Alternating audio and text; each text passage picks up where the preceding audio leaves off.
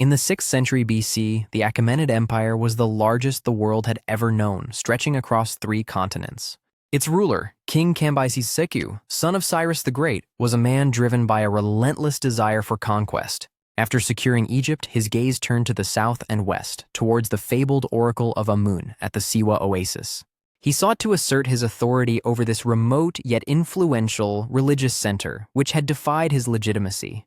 To achieve this, he gathered a formidable expedition, an immense force to march across one of Earth's most unforgiving landscapes. 50,000 men, a number almost beyond comprehension for the era, prepared for a journey from which they would never return. Their mission was simple: demonstrate the absolute power of the Persian Empire and silence the defiant priests of Amun. They were equipped with the best gear the empire could provide, confident in their numbers and their purpose. But the desert itself was an adversary they had gravely underestimated, an ancient power far older than any empire. This is the story of how an entire army, 50,000 strong, marched into history and then simply vanished. The expedition began in Thebes, the grand capital of Upper Egypt, a city teeming with life along the Nile. A column of 50,000 soldiers, a river of humanity and steel, departed the city, their destination the western desert. The initial days were marked by a sense of purpose and the formidable sight of their organized ranks. Supply wagons, laden with water and provisions, rumbled alongside the infantry, a testament to the logistical scale of the undertaking. As they left the fertile lands of the Nile behind, the landscape began to change dramatically, becoming stark and arid. The sun became a relentless force, its heat beating down upon the thousands of men marching into the unknown. The sheer emptiness of the desert stretched before them, an ocean of sand that seemed to swallow sound and light. Each step took them further from civilization and deeper into a realm where nature, not kings, held dominion. Their guides, likely local tribesmen, pointed the way, their faces grim, knowing the perils that lay ahead. The first leg of their journey was a 7-day march to a place of refuge, the Kharga Oasis. After 7 days under the brutal sun, the weary army finally reached the Kharga Oasis, a verdant island in a sea of sand. This was the Island of the Blessed, as the historian Herodotus would later call it in his account of the events. Here, the soldiers could replenish their water skins, rest in the shade of palm groves, and find relief from the desert's harshness. The contrast between the life-giving oasis and the desolation they had just crossed must have been profound. This location marks a crucial point in the story, as it is the last place from which any news of the army was ever heard. They resupplied, gathered their strength, and prepared for the final, most dangerous leg of their journey to Siwa. For a brief moment, the oasis was a bustling Persian military camp, full of the sounds of men and animals. They were confident, standing on the precipice of their goal, unaware they were also on the edge of oblivion. From this point forward, their path is shrouded in mystery, a blank page in the annals of history. What happened after they left the relative safety of Kharga has been debated by historians for over 2 millennia. Leaving the Kharga Oasis behind, the army of Cambyses marched westward into the heart of the Great Sand Sea. This was a different desert, a landscape of colossal, ever-shifting dunes and treacherous soft sand. The guides would have led them along ancient, unmarked trails, the only paths through this bewildering terrain. Days would have blurred into one another, a monotonous cycle of marching under a white-hot sun. Water discipline would have been critical, each man's survival depending on the careful rationing of their precious supply. Mirages would have danced on the horizon, promising water and relief where there was only more sand and heat. The morale of the troops, once high, would have begun to fray under the immense physical and psychological pressure.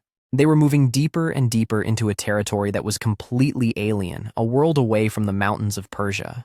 According to Herodotus, it was somewhere in this vast emptiness that their fate was sealed. A wind began to stir from the south, a sign that the desert was about to unleash its most terrifying weapon. Herodotus writes that as the army was midway through a meal, a wind from the south rose with incredible violence. This was no ordinary wind. This was the simoom, the poison wind, a colossal sandstorm famous in desert lore. Vast columns of sand, like pillars holding up a darkened sky, were carried along by the gale. The soldiers would have been blinded, choked, and disoriented within moments, the world reduced to a roaring, sandy chaos. Tents, equipment, and supplies would be torn from their moorings and scattered, swallowed by the storm. There was no shelter, no defense against this elemental force. The army was completely exposed and vulnerable. The sheer weight and volume of the sand was overwhelming, burying everything in its path under new, massive dunes. The roar of the wind would have been deafening, a terrifying sound that drowned out everything else. In a matter of hours, the storm's fury reshaped the landscape, erasing all traces of the massive Persian force. And then, as quickly as it began, the storm passed, leaving behind a profound and eerie silence. When the sun finally broke through the dusty haze, the view was one of utter desolation.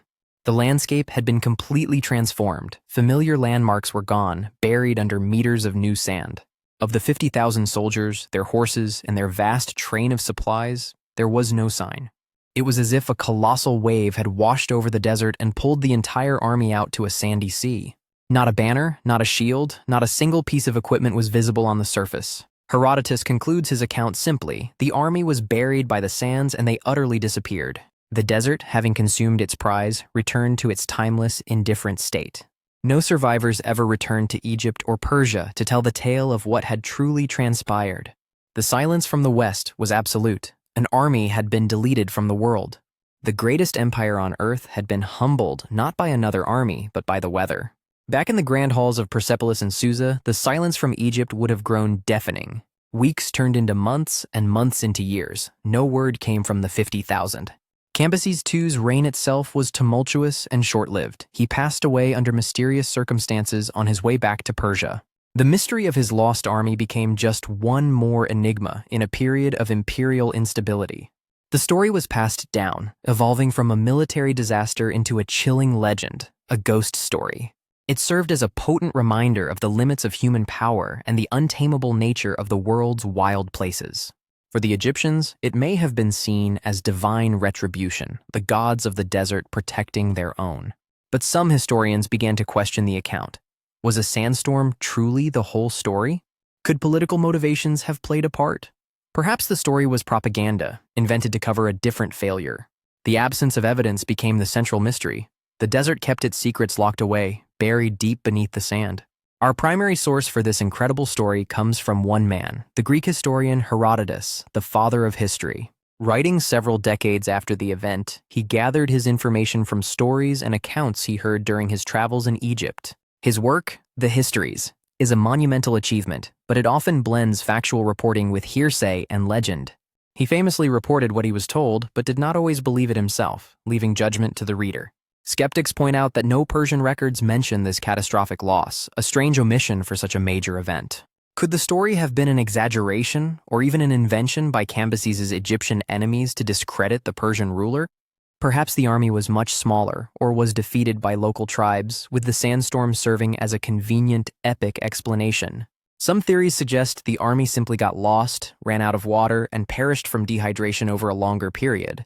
Yet, the power of desert sandstorms is very real, and the core of Herodotus' account remains terrifyingly plausible. Without archaeological proof, his words are all we have, a single, dramatic account of an army swallowed by the earth. For centuries, the story remained a legend, but in the modern age, explorers have taken up the challenge of finding the lost army. Armed with satellite imagery, ground-penetrating radar, and magnetometers, they scan the sands for anomalies. The search area is immense, and the shifting dunes mean that what is buried one day might be exposed the next. Over the years, tantalizing clues have emerged from the desert, fueling hope that the mystery could be solved. In the 1990s, an oil survey team found fragments of pottery and what appeared to be human remains. More recently, in 2009, 2 Italian archaeologists announced a major find near the Siwa Oasis. They claim to have found bronze weaponry, a silver bracelet, and human bones consistent with the Achaemenid period. They identified a large natural rock formation that could have been used as a shelter during the initial stages of the storm. However, their claims were met with skepticism from the wider archaeological community and Egyptian authorities. To date, no definitive, large-scale evidence has been officially verified. The army remains officially lost. So, what truly happened to the lost army of Cambyses? Was it the sudden, violent fury of a sandstorm? Was it a political fabrication by Herodotus, repeating an Egyptian tale to make the Persian king look foolish and impious? Or was the truth a more mundane, but no less tragic story of getting lost and succumbing to the elements? The desert offers no easy answers. Its sands hold the evidence, but they also act as the perfect guardian of secrets. The story of the Lost Army is a powerful testament to the fragility of human ambition in the face of nature. It reminds us that even the mightiest empires can be erased by forces far beyond their control. Perhaps one day, a shift in the wind will uncover a definitive clue, a mass of shields, a collection of bones. A discovery that would finally solve one of history's greatest and most haunting vanishing acts. But until that day, the 50,000 soldiers of Cambyses II remain on their eternal march, frozen in time. An army of ghosts, forever lost in the silence of the great sand sea.